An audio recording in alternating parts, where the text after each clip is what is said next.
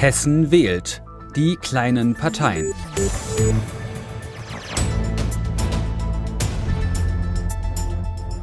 Am 8. Oktober ist Landtagswahl hier in Hessen. Auf dem Stimmzettel stehen 21 Parteien. Sie alle wollen hier rein, ins Parlament. Doch neben den etablierten, die aktuell im Plenum vertreten sind, gibt es noch 15 kleine Parteien, die es noch nie in den Hessischen Landtag geschafft haben. Was sind das für Parteien? Was treibt die Kandidatinnen und Kandidaten an? Und was bedeutet es für unsere Demokratie? Denn manche Kleinstparteien haben bei der letzten Wahl nur 0,1% der Stimmen geholt. Bei anderen ist es durchaus denkbar, dass sie erstmals in den Hessischen Landtag einziehen.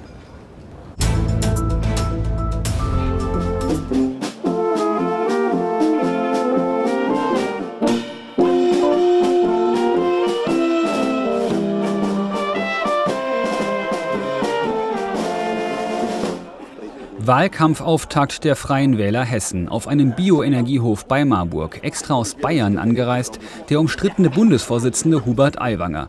Trotz Flugblattdebatte soll er dem Spitzenkandidaten Engin Eroglu Rückenwind verleihen und der strotzt vor Optimismus. Also ich glaube, wir werden die große Überraschung sein bei der kommenden Landtagswahl und ich traue uns da tatsächlich alles zu.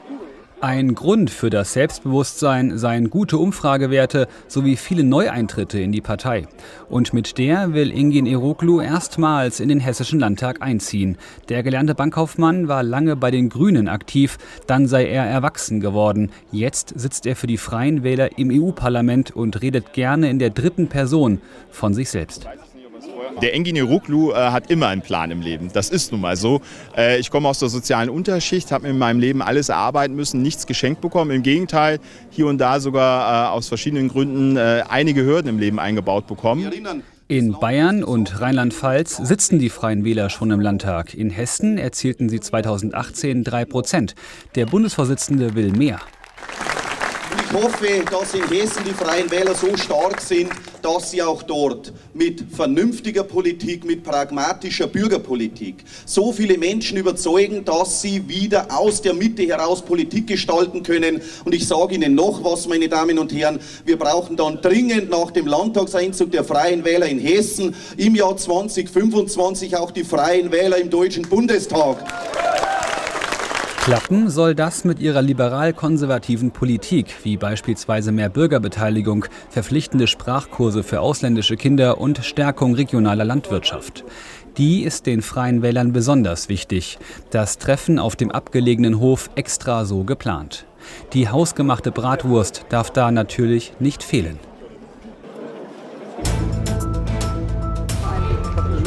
Fleisch kommt hier auf gar keinen Fall auf den Tisch.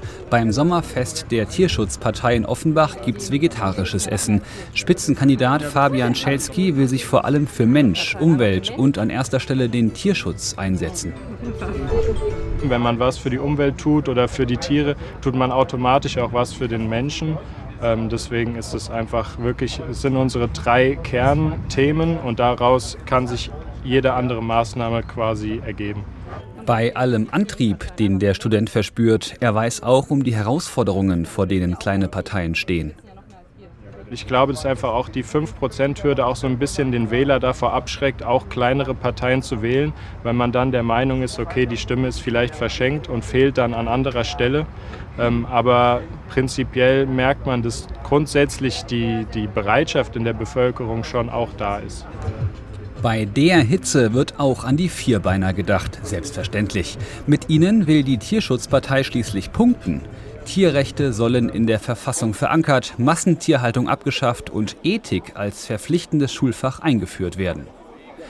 1% der Stimmen hat das der Partei bei der letzten Landtagswahl in Hessen gebracht. Jetzt heißt es Hahn auf und Gas geben. 1% hat die Tierschutzpartei bei der vergangenen Landtagswahl geholt. Damit gehört sie zu den stärksten der Kleinen. Das zeigt, Themen wie Tierwohl, Natur- und Klimaschutz scheinen den Menschen wichtig zu sein. Wohl ein Grund, warum sich auffällig viele der kleinen Parteien in der Umweltpolitik engagieren.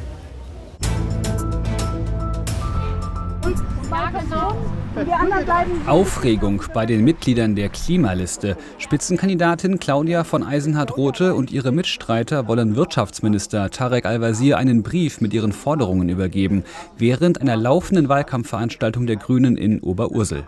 So einen riesigen Tanker wie den Wohnungsbau drehen. Die Klimaliste hat vor allem ein Ziel: Hessen bis spätestens 2035 klimaneutral machen und keine neuen Autobahnen bauen, sowie Bürger an Klimaschutzmaßnahmen direkter beteiligen. Die Lage ist jetzt so dramatisch mit dem Klimawandel, dass wir gesagt haben, wir müssen vielleicht von unserem hohen Ross herabsteigen und in die Parlamente gehen. Das ist uns tatsächlich in einigen Parlamenten nach der Kommunalwahl gelungen, in Marburg, in Königstein und jetzt hier in Oberursel. Früher waren die Mitglieder der Klimaliste vor allem beratend für die Politik tätig, als Umweltexperten beispielsweise. Jetzt wollen sie aktiv mitwirken. Wir möchten quasi diese Stimmen, die Grünen nicht mehr wählen und die Nichtwähler oder womöglich noch Protestwähler, die Schlimmeres wählen, wir wollen ein Angebot machen und sagen, wir sind eine neue demokratische Kraft, aber überparteilich. Das Angebot im Brief an Al-Wazir: engere Zusammenarbeit, auch im Wahlkampf. Die Klimaliste tritt zum ersten Mal zur Landtagswahl an. Durch ihre Sitze in den Kommunalparlamenten spürt Lehrerin Claudia von Eisenhardt-Rothe Rückenwind. Den will sie jetzt ausnutzen. Unser Kernanliegen ist Klima, Natur, Umweltschutz. Auch die Ökologisch-Demokratische Partei hat den Klimawandel im Fokus. Und den bekommt Spitzenkandidat Markus Hutter direkt zu spüren. Er will in Laubach auf Stimmenfang gehen und wird voll von einem Unwetter erwischt. Rettung unters Dach.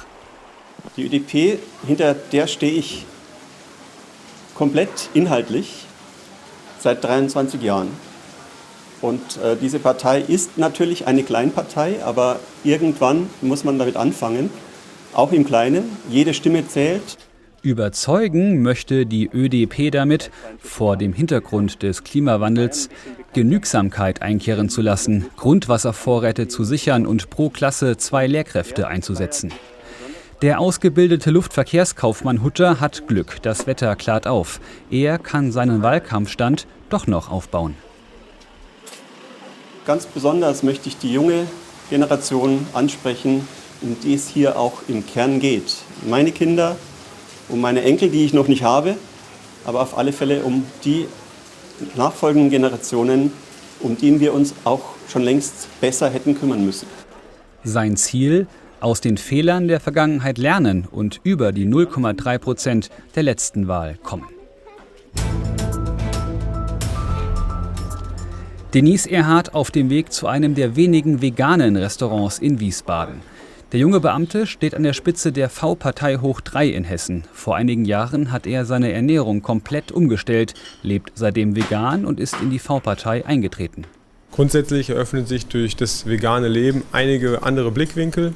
Und daher kommt es automatisch, dass wir uns sehr für Klima, Naturschutz, Umweltschutz und natürlich fürs Tierwohl einsetzen wollen.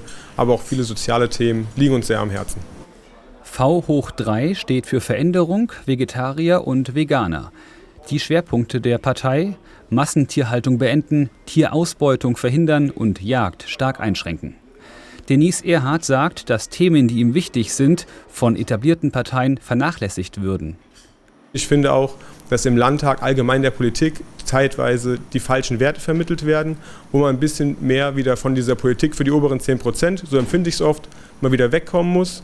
Und bei der V-Partei muss ich halt sagen, habe ich die meisten Übereinstimmungen mit den Punkten von mir persönlich aus schon. Und da gibt es einige, wo ich mit der richtigen Priorisierung das auch vorantreiben möchte. Deshalb engagiert er sich in einer Partei, die bei der letzten Landtagswahl in Hessen nur 0,1% holte. Die Mitglieder würde nicht nur veganes Essen verbinden, sondern vor allem die Überzeugung, von der Basis aus etwas zu verändern. Den Kandidaten ist es ernst. Das spürt man, wenn man sich mit ihnen unterhält. Ernst geht es auch hier im Plenarsaal zu, meistens jedenfalls. Zwischenrufe sind zwar erlaubt, aber genau hier debattieren die Fraktionen über das, was die Landesregierung und die Opposition an Ideen und Gesetzesvorhaben planen. Bei all der Sachlichkeit gibt es aber auch Parteien, die mit genau dem Gegenteil Politik machen wollen, nämlich mit Spaß und mit Satire. Ja, genau, das mit den Plakaten, das war hier. Letzte Absprachen für den Wahlkampf. Darauf erstmal einen großen Schluck. Beim Treffen der Pogo-Partei gehört Bier genauso dazu wie Dauerqualmen. Entsprechend die Luft in der Darmstädter Wohnung von Spitzenkandidat Philipp Borgartz. Eine Partei, die Arbeit ist scheiße und saufen, jeden Tag nur saufen propagiert und fordert, dass Alkohol an Schulkiosken verkauft werden soll. Da ging mir das Herz auf. Dann wurde ich auch unordentliches Parteimitglied. Da war er erst 16, aber unordentlich ist er noch heute, vor allem zu Hause. In der anarchistischen Pogo-Partei Deutschlands, kurz APPD, will der Arbeitslose den Leistungsdruck im Schulsystem abschaffen, Drogen legalisieren und Baumhäuser unter Denkmalschutz stellen. So ironisch gemeint wie die Schrift auf den Wahlplakaten. Die erinnert an rechte Parteien. Die APPD ist aber wohl eher das Gegenteil. Antreiben tut mich die Mischung aus allem, was die Partei ausmacht. Den etablierten Parteien auf den Schlips treten, provozieren, das Gesellige natürlich auch und ein bisschen der satirische Ansatz, den wir haben. Bei der letzten Landtagswahl ist die Spaß- und Satirepartei in Hessen nicht angetreten.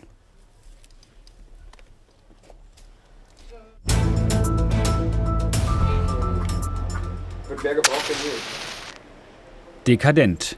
Den Anschein macht die Partei. Spitzenkandidat Dominik Harapat gönnt sich im Wetzlarer Pub auch erstmal Zigarre und Bier. Das scheint Standard bei den Spaßparteien zu sein. Auch er will mit Satire auf Missstände und Fehltritte der etablierten Parteien aufmerksam machen. Sein Ziel: Einzug in die Staatskanzlei. Sie wollen Ministerpräsident in Hessen werden? Ja, selbstverständlich. Ich trete nicht als Spitzenkandidat an, um dann irgendwo in der hinteren Bank zu sitzen und nichts zu entscheiden. Es geht ja hier um etwas Wertvolles. Es geht ja hier um Macht und um Geld. Und davon kann man nie genug haben. Die Ironie des Autors, fester Bestandteil seiner Selbstdarstellung. Können Sie auch ernsthaft? Was mache ich denn hier? Satire mit Politik verbinden? Ach, also bitte. Das sind ja Fragen. Soll ich Sie jetzt ernst nehmen mit solchen Fragen? Sie wollten mich doch ernst behandeln wie eine richtige Partei. Und jetzt sitzen Sie hier und meinen wieder, ich mache nur den Kasper. Haben Sie überhaupt ein Titanic-Abo? Wissen Sie, was da heute drin steht? Haben Sie mal einen Witz gefunden? Zeigen Sie mir einen. Die Partei, gegründet 2004 aus dem Umfeld des Satiremagazins Titanic, will die Superreichen fördern, das Rentenalter auf 80 Jahre erhöhen und weniger in Bildung investieren. Natürlich alles mit Augenzwinkern. Das Ziel ist aber ernst: das Ergebnis von 0,6% der letzten Landtagswahl toppen. Gar nicht so leicht, da immer die Ironie rauszuhören. Ist ja auch eine ganz schöne Nische, auf die Art und Weise Politik zu machen. Aber gerade die kleinen Parteien wollen so bestimmte Themenfelder und Ränder besetzen, auch um sich abzugrenzen. Einige der Parteien haben sich kürzlich erst gegründet. Zum ersten Mal tritt die Neue Mitte in Hessen an, gegründet von Journalist Christoph Hörstl, der zuvor bereits die Deutsche Mitte ins Leben gerufen hatte, die Partei aber verließ. Politikwissenschaftler stufen ihn als Verschwörungstheoretiker ein. Statt uns ein Interview zu geben, verweist er auf seine selbst gedrehten Videos. Die Neue Mitte hat deshalb in Hessen Interviews mit dem Hessischen Rundfunk abgelehnt, weil wir keinerlei Kontrolle über das Endergebnis erhielten, uns also nicht gegen Verzerrungen hätten wehren können, die wir dann durch unsere Mitwirkung praktisch auch noch mit legitimiert hätten. Natürlich waren die sauer in der Rechtsabteilung, ist klar. Als Spitzenkandidatin für Hessen gibt die Partei den Namen Grit Kolditz an. Bildmaterial bekommen wir auf Anfrage nicht, stattdessen Flyer vom Wahlprogramm. Darin will die Neue Mitte mehr Volksbeteiligung, die, wie sie sagt, Massenzuwanderung unterbinden und russische Energielieferungen wieder aufnehmen. Wir tun uns keinen Gefallen mit unserer Migrationspolitik und damit, dass wir durch Persönlichkeiten wie Faeser dann auch das ganze System, vor allen Dingen die zuständigen Länder, mit den Folgen alleine lassen und zuschauen, wie die ganze innenpolitische Lage in Deutschland ins Rutschen gerät. Solche Videos stellt Parteigründer Hörstl regelmäßig online. Darin thematisiert er nicht nur die Bundesregierung, sondern auch internationale Konflikte. Im Konflikt scheinen auch manche Bürgerinnen und Bürger mit der Partei Die Basis zu sein. Christina Kade ist sauer. Ein Wahlplakat ihrer Partei abgerissen. Das passiere derzeit häufiger hier in Marburg. Ich finde, es zeigt einfach ein sehr fragwürdiges Demokratieverständnis, Man redet nicht mehr miteinander, man diskutiert keine Sachfragen, sondern man versucht, den politischen Gegner einfach mundtot zu machen. 2020 ist die Basis von Querdenkern gegründet worden, auch als Reaktion auf die Corona-Maßnahmen. Christina Kade sagt, der Partei werde oft vorgeworfen, zu rechts zu sein und der AfD zu ähneln. Das streitet die Kandidatin aber ab.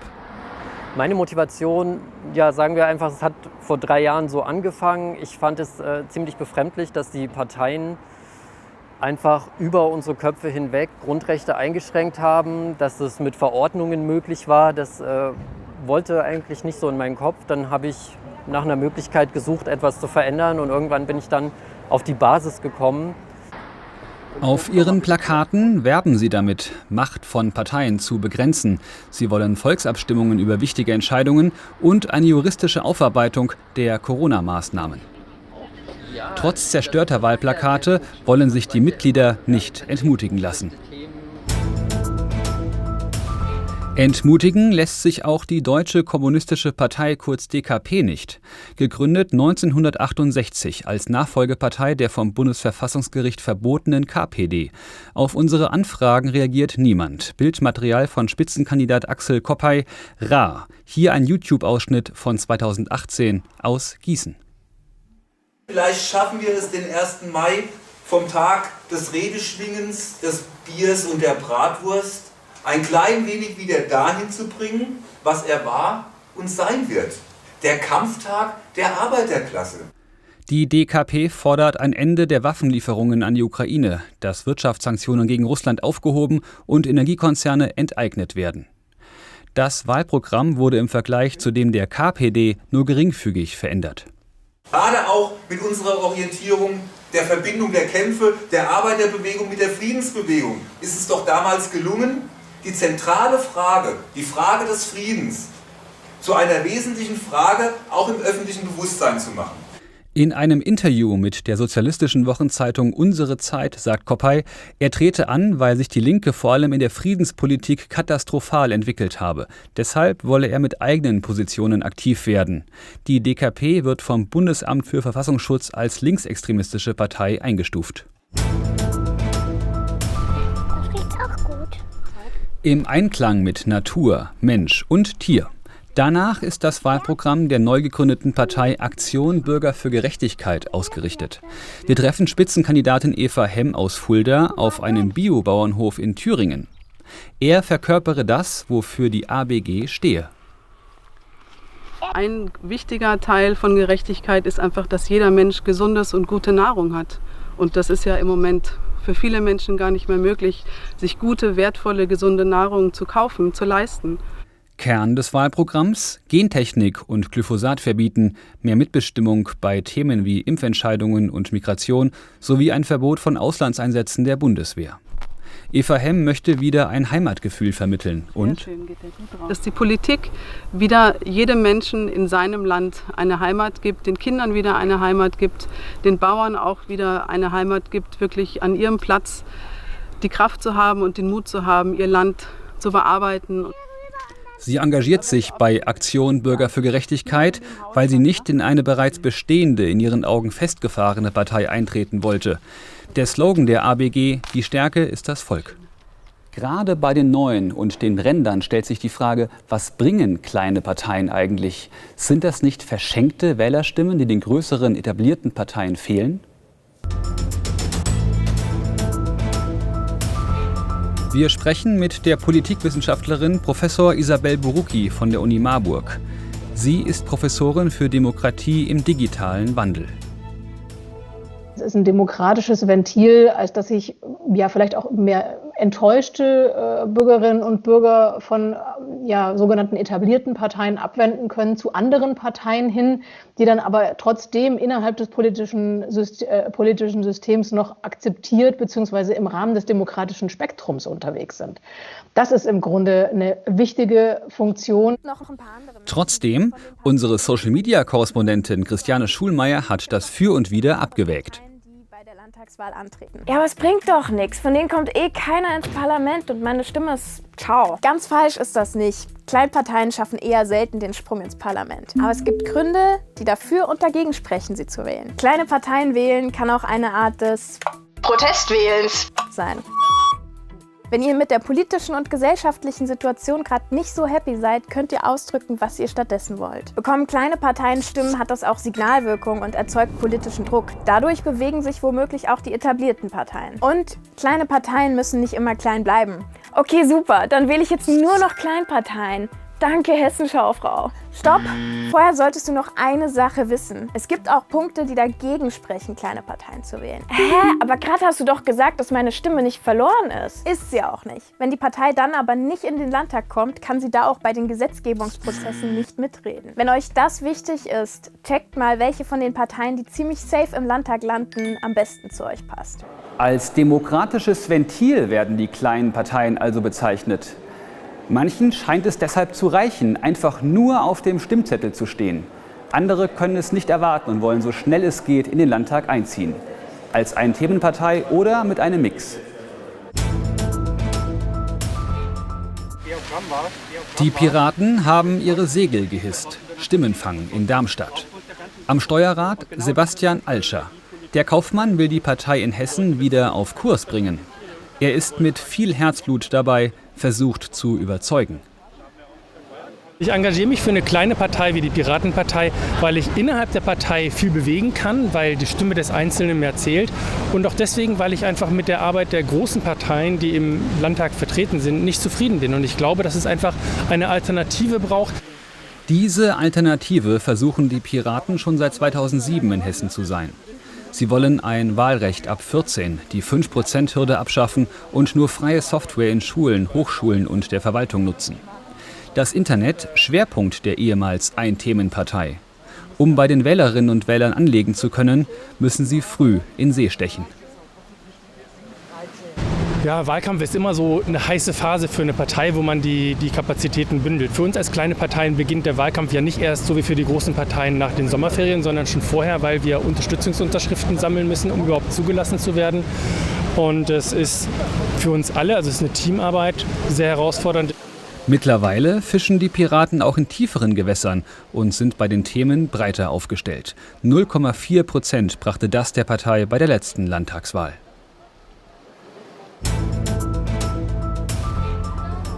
Der Wahlkampfstand der Volt-Partei steht noch gar nicht richtig in der Wiesbadener Innenstadt. Da kommen schon die ersten Neugierigen. Die Partei Volt, kennst du noch nicht? Nee. Wir sind eine paneuropäische Partei. Carina König freut sich über die Nachfragen, ist aber auch etwas gestresst. So schnell so viel Andrang, damit hat die 32-jährige Gesundheitsmanagerin nicht gerechnet. Letztens haben die Parteikolleginnen und Kollegen gefragt, ob ich denn nicht schlafen würde. Ja, ich habe einen Vollzeitjob, ich arbeite 35 Stunden in der Woche. Nebenher mache ich dann hier ehrenamtlich für Volt den Vorsitz, bin aktuell auch noch Schatzmeisterin. Das heißt, ich habe eine Latte von Aufgaben. Auch reichlich die Ziele der jungen Partei. Beispielsweise soll der Wirtschaftsaustausch innerhalb Europas gefördert, der Klimawandel bekämpft und die digitale Verwaltung schneller eingeführt werden. Carina König ist von diesen Inhalten überzeugt. Ist es nicht ein bisschen naiv zu glauben, Sie schaffen es irgendwann mal in den Landtag? Ja, Naivität ist aber jetzt nichts Verkehrtes, finde ich. Man kann auch sehr viel Energie daraus ziehen, wenn man sich halt nicht alles einfach totreden lässt. Und wie optimistisch sind Sie, dass es mal klappt, in den Landtag einzuziehen in Hessen? Also, dass wir es schaffen, ich würde sagen, in der nächsten Legislaturperiode sind wir dabei. Grund für ihren Optimismus: Volt sitzt bereits in mehreren Kommunalparlamenten. Davon will die Partei jetzt profitieren.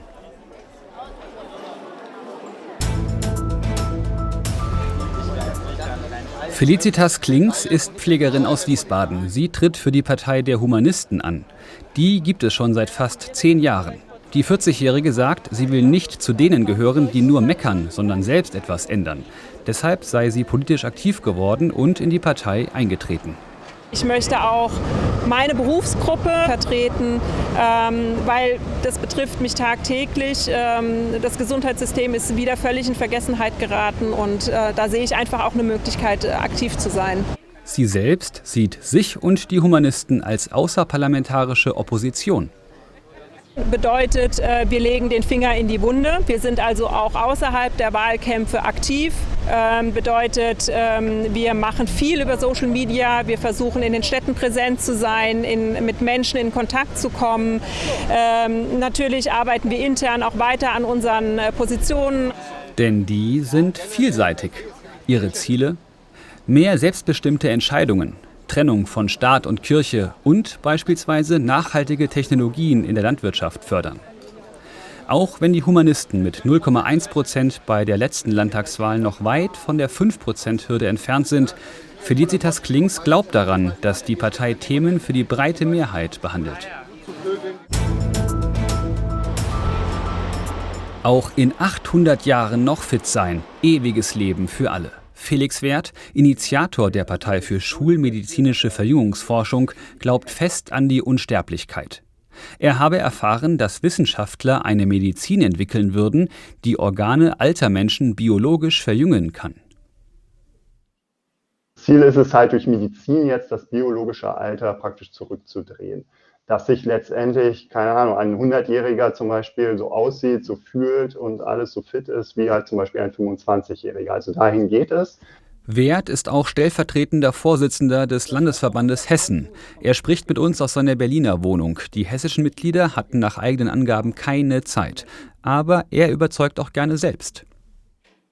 Ja, da ich das Leben schön finde und zu kurz finde, habe ich mich damals dafür entschieden, halt da mitzumachen und zu helfen, weil ich glaube, dass je mehr Leute sich dafür engagieren, desto höher ist die Chance für uns alle, dass diese Medizin zu unserer Lebenszeit halt noch entwickelt wird. Das ist auch das einzige Anliegen der Partei. Konkret soll die Verjüngungsmedizin weiterentwickelt und 10% des Landeshaushaltes in deren Erforschung investiert werden. Andere Themen will die Einthemenpartei dem Koalitionspartner überlassen. Hauptsache, unendlich lange leben.